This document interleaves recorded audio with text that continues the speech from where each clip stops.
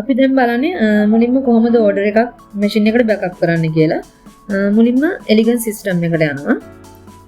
ගිහිල්ලා ඊළඟට අපි knitting work assignment එකට යන්න ඕනේ. ඊළඟට අපි අපේ group category 3ක් තියෙනවා. ඒකෙන් group leader එකට යන්න ඕනේ.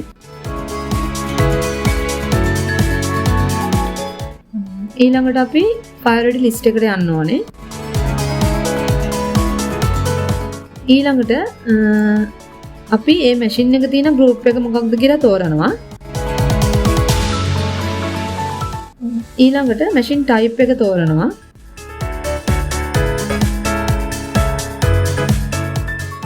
ඊළඟට අපි new MO list එකට යනවා.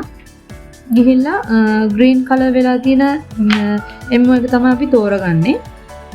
දැන් මෙතන green color වෙලා තියෙනවා MO number 173යි 551. ඉතින් අපි මේ MO එක තමයි තෝරගන්නේ. ඊළඟට අපි තෝරගත්තු MO එකේ setup sheet එක තෝරගන්න ඕනේ. අපි MO lookup එකට යනවා. ගිහිල්ලා අපි තෝරගත්තු MO එක 173යි 551.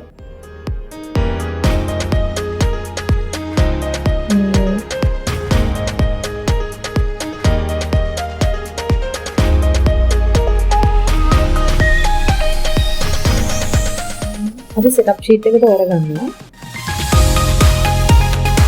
තෝරගෙන ඉතින් අපි machine type එකට setup sheet එක තෝරගන්නවා.